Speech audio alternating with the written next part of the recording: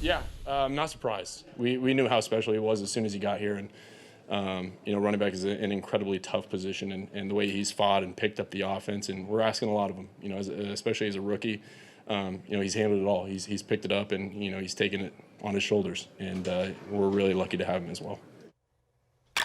Okay. Yeah. Superstar quarterback Justin Herbert on perhaps his emerging superstar running back, Omarion Hampton, who gets now a fairly favorable matchup as 6.5 point favorites against the New York Giants. You want to continue the ride or die victory lap? I do, because apparently I don't have a lot of victory laps to take on this show, so I need to take that one when I can as well. Justin Herbert says we're lucky to have him as our fantasy managers that managed to grab my ride or die this year. I do not have my ride or die in our league of assholes because you guys are, in fact, assholes, hence the name of the league, and you guys drafted him way ahead of ADP just to screw me out of him.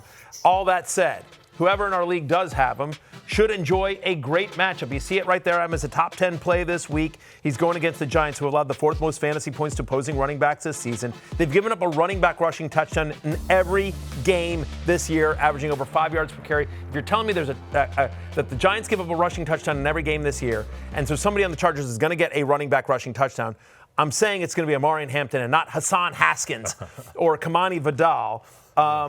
So, and I'll just say this. I think this is interesting. Omarion Hampton in week 3 had a 96 utilization score. That was the 3rd highest of any running back in the NFL. The utilization score is a proprietary metric that Dwayne McFarland came up with on fantasylife.com that takes in account to all underlying metrics that have produced future fantasy points since 2020. Like, he did this insane amount of research, and it is proven over multiple years to be more predictive than air yards, than targets, than snap share, than any of the other using metrics that a lot of fantasy analysts use. And so typically, players that have a utilization score from the 90 to 100, 0 to 100, 100 being the best, and Hampton had a 96 last week. Players that have a utilization score of 90 or better, on average over 22 fantasy points per game, are top 5 fantasy running backs. Give me all the Omarion Hampton. I understand that there are some scenarios because of the injury to Najee Harris that we're not celebrating that have opened up more of an opportunity. But the fact is the opportunity and talent are there, Lawrence. 100%. And the metrics I use, Matthew, is these right here. These glasses and these eyes right here. And Lawrence's eyes. And they telling me the same thing that what you telling these people. And what's important about Omarion Hampton last week too, right? We saw in week 2 they were trying to get him the goal line touchdown. They didn't do it. But this game we saw those 6 receptions for 59 yards. That's what's big right here. And you know he's going to get that type of usage now because it's all on him now. Unfortunately, no more Najee Harris. You got Omarion Hampton. And if Najee Harris were to play the rest of the season, I think we still liked his prospects going forward. Yep. To give you context on that utilization score of 96 as well, Puka Nacua is basically the highest usage wide receiver in the NFL. I believe his utilization score is 90 on the season. Yep. So Omarion Hampton off the charts there. Regular Joey, if Hampton finishes RB1, Matthew should get an ankle tat, I would say, of Omarion Hampton's face. Yeah. No. I would just get number bolt. 8. Just get lightning bolt number jersey 8. in the back. Maybe I'll do that. I'll do that. But maybe I won't put it on my ankle. Maybe I'll put it on my face right here. Mike Tyson-like. Lightning bolt berry. Yeah. Baby oil berry, lightning bolt berry. I'll think about where I put the tattoo. Big bolt berry, what can't he do? Yeah. All right, Lawrence, Breece Maybe Hall. I'll put it on the back. Maybe I'll get a back tattoo. I might get a little tramp stamp. I don't think that's so 20 years ago, Matthew. Tramp stamps are washed. Any idea how old I am, Lawrence? I mean, just a smidge. 64-year-old man. All right, Breece Hall gets Miami. I hate my life. All right, what are we doing? What are we I'm talking asking about? Lawrence about Breece Hall. Oh, good. Who he's bullish on this week because Yeah. It's a game the Jets might actually have a positive game script in for once. Yeah, you saw him the past 2 weeks. It's been tough for Breece Hall. 19 carries, 50 yards in total in his last 2 games. We saw him in week 1, 19 carries, 107 yards, and we was like, oh, snap, like Breece Hall back, but not against Tampa Bay, good team, not against Buffalo, great team, but now you're going up against these Dolphins who allow the 5th most fantasy points per game to running backs. You saw him in week 3 versus the Bills. James Cook went crazy, 19 carries, 108 yards and a touchdown versus them. You go back to week 2, Ramondre Stevenson, 142 scrimmage yards versus these Miami Dolphins, and we saw what Ramondre Stevenson did in week 3. So I like Breece Hall to get back on track here against this Dolphins defense, who is, to say it in the nicest way, is trying to figure it out. For sure, and whether it's Tyrod Taylor or Justin Fields under center of the game, it's one of the Monday night doubleheaders this week. Yeah. You expect that running game there too. I am shocked, by the way. Dolphins are 2.5-point favorites in this game. I do not get that at all. Dolphins have looked awful. I get it. They showed up a little bit against Buffalo, and they're off the mini bye, so they've had 10 days to prepare, or even 11 because it's the Monday night game. But still, I mean, the Jets were, the Jets almost beat Tampa Bay, which I think is one of the better teams in the NFL. Mm-hmm. The Jets should have beaten Pittsburgh as well.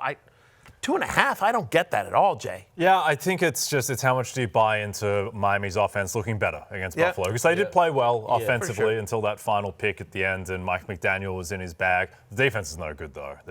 I think it's if you take Miami versus Buffalo and versus New England, their offense in those two games have looked better than the Jets' offense this whole season. Is probably why it's like that. But I'm with you. I think that's implying that Miami's a better team than New York neutral. I think they're the same level of team, at worst. And the Jets, if they can rediscover some of what they did in Week 1 against the Steelers, then they might be the better team overall. But this line should be 1.5 or 1. Pick them like it should. I don't know. I'm with you. 2.5 is surprising. Question from to regular me. Rudy: are we higher on Breece with Fields or Taylor at quarterback, Matthew? I think we're higher with Fields, to be honest with you. I feel like Fields is more of a rushing threat, and so I feel like you have to keep a spy on Fields in a way that you don't. Right, exactly. If they execute the RPO, Taylor is more apt to throw.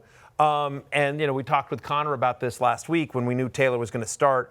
He thought the passing game and Garrett Wilson would get the bigger bump with Tyrod Taylor under center. I don't know that it totally matters. And I don't think it matters at all for our purposes. Yep. If you have Breece Hall, you're starting Breece Hall, whoever's playing quarterback. But just to answer regular Rudy's question, I feel like Fields is slightly better for Hall than Taylor. Yep, I'm with you there. All right, let's jump to J.K. Dobbins. Matthew gets a very favorable matchup against the Cincinnati Bengals team that just got eviscerated by the Vikings. Thought this might be a timeshare with R.J. Harvey coming into the season? No, not so much. No, I mean, R.J. Harvey has struggled. They're using him a little bit in the passing game, but, Dobbins has looked good. Obviously, Dobbins is productive in pass protection, and as Bo Nix has sort of struggled to get going, they've been leaning on J.K. Dobbins. I thought Dobbins looked the best he has all season. Last week for the Broncos, had the big run against the Chargers for a touchdown as well. Last week, 85% running back rush share. He had a 55% route participation, which I thought was also interesting. For a team that has R.J. Harvey and Jaleel McLaughlin, the fact that J.K. Dobbins had a 55% route participation in Week 3, super interesting. You mentioned the matchup with the Bengals. They've allowed 125 yards to opposing running backs in back-to-back weeks. Travis Etienne, Jordan Mason both had big games against the Bengals. So did Dylan Sampson in Week 1. That was through the passing game, but still, Dobbins, who's being used more in the passing game, and we know he's going to be the running back when they get in close and they're in scoring position. I'm as a top 15 play this week. Yep. Subjectively to the eye test, he just looks a bit better and more explosive than last year. I understand he had a good year last year, but still, just another year removed off of all the injuries he's been dealing with, he does look a little bit better. I'll throw Josh Jacobs' name out there.